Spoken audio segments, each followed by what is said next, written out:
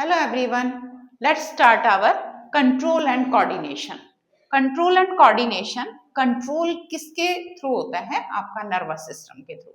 Nervous system के अंदर हम पढ़ेंगे आपका ब्रेन और आपका स्पाइनल कॉर्ड के बारे में। अभी हम बाद में इन सबको टॉपिक वाइज डिस्कस करेंगे। और इसके साथ ही कोऑर्डिनेशन किसका रहता है? Endocrine system. एंडोक्राइन सिस्टम में क्या है आपका? इसके अंदर केमिकल सब्सटेंस रिलीज होते हैं जिनको हम हार्मोन्स कहते हैं, जो कोऑर्डिनेट करते हैं। तो इन सब को डिस्कस करने से पहले हम स्टिमुलाई के बारे में बात करते हैं। What is stimuli? स्टिमुलाई क्या है बेटा? It is change in either external or internal environment of an organism is called the stimuli. देखो, स्टिमुलाई दो टाइप की होती है। एक होती है आपकी एक्सटर्नल, एक होती है आपकी इंटरनल। एक्सटर्नल के अंदर हम बात करें तो आपका आता है हॉट आ गया, कोल्ड आ गया, ये सब आपको, जैसे बहुत ज्यादा गर्मी लग रही है, ठंड लग रही है, ये सब आपका एक्सटर्नल स्टिमुलाई है। इंटरनल में आपका हेट है, लव है, हंगर है, थ्रस्ट है, ये जितना भी है वो सब क्या है आपका इंटरनल स्टिमुलाई के अंदर है। और आप देखते हो कि ह्यूमन बींग्स के अंदर तो बेटा ब्रेन होता है, आपका एंडोक्राइन सिस्टम होता है, तो मिलके कोऑर्डिनेट और कंट्रोल दोनों ही करते हैं। Coordination in plant are controlled by some chemicals, these are known as the hormones. जो प्लांट के हार्मोन्स हैं इनको कहा जाता है phyto hormones. Phyto means plant, hormones these chemical substance. और सबसे पहले जो है हार्मोन टर्म दी थी William Bayliss and Ernest Starling ने 1902 के अंदर। फाइटो हार्मोन्स बेटा दो टाइप के हैं, आपका है एक ग्रोथ प्रमोटर, एक आपका है ग्रोथ इनहिबिटर। ग्रोथ प्रमोटर के अंदर आपका आता है ऑक्सिन, साइटोकाइनिन और जिब्रेलिन। और ग्रोथ इनहिबिटर में आता है abscisic acid and ethylene. Ethylene is the only which is in gaseous state.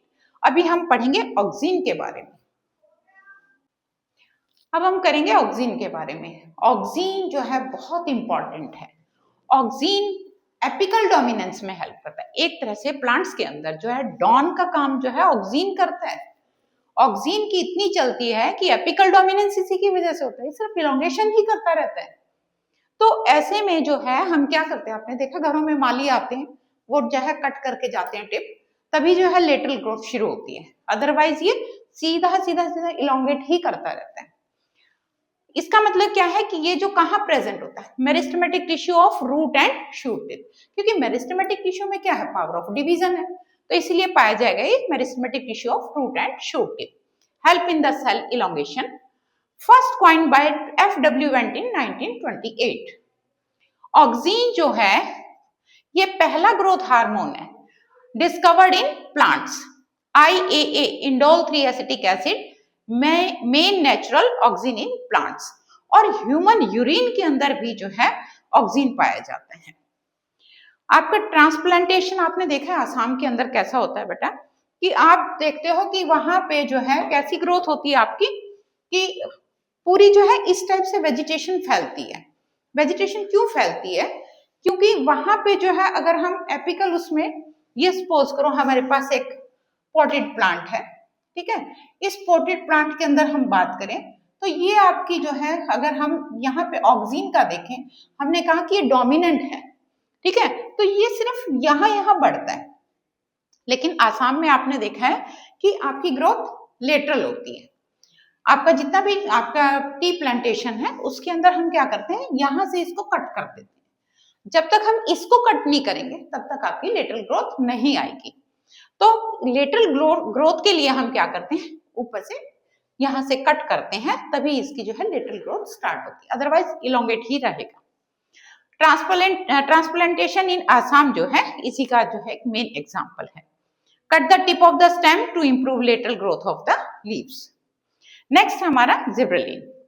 ये आपके बहुत डिफरेंट टाइप के हैं, GA1, GA3, इस टाइप के बहुत हैं, सीनियर क्लासेस में हम पढ़ेंगे। ये भी elongation, growth at internodes, break seed dormancy, germinate seed and growth of fruits, it delay senescence, यानी एजिंग को जो है ये डिले करता है। नेक्स्ट हम अभी कर रहे हैं आपका साइटोकाइनिन, सेल डिवीजन उसी के अंदर है। अभी हम जो है नेक्स्ट स्टार्ट कर रहे हैं साइटोकाइनिन। साइटोकाइनिन इसको कैसे याद करेंगे? सी से साइटोकाइनिन और सी से cell division. Cell division it help in the shoot growth. It fight against the apical dominance. हमने कहा ना एपिकल डोमिनेंस में जब तक हम कट नहीं करेंगे तब तक सेल डिवीजन होगा नहीं, तो it against the apical dominance. New leaf की प्रमोशन है, ग्रोथ ऑफ क्लोरोप्लास्ट है, डिले सेनिसेंस है और द एजिंग है, इसके लिए आपका साइटोकाइनिन जो है रिस्पॉन्सिबल है। लास्ट हार्मोन आ रहा है हमारा एब्सिसिक एसिड। एब्सिसिक एसिड क्या है बेटा? इसको हम स्ट्रेस हार्मोन भी कहते हैं। Stress hormones, it is antagonistic to GA, gibberellin के जो है एंटागोनिस्टिक है। Inhibit seed germination, wilting of leaves में हेल्प करता है। आपने देखा है कि जब तक फेवरेबल कंडीशन नहीं आती तब तक आपका सीड जो है इनहिबिट करता है, जब फेवरेबल कंडीशन आती है तब जाके वो ग्रो करना शुरू करता है। अब रूम के अंदर जैसे हम कुछ खा रहे हैं, पी रहे हैं और हमने यहाँ सीड फेंक दिए, तो आप देखते हो कि वो सीड जर्मिनेट नहीं करते। तो यही जो है आपका हार्मोन रेस्पॉन्सिबल है इनहिबिट द ग्रोथ। तो अगले टॉपिक में हम मिलेंगे आपके जो है नर्वस सिस्टम में और endocrine system in human beings. तब तक के लिए गुड बाय।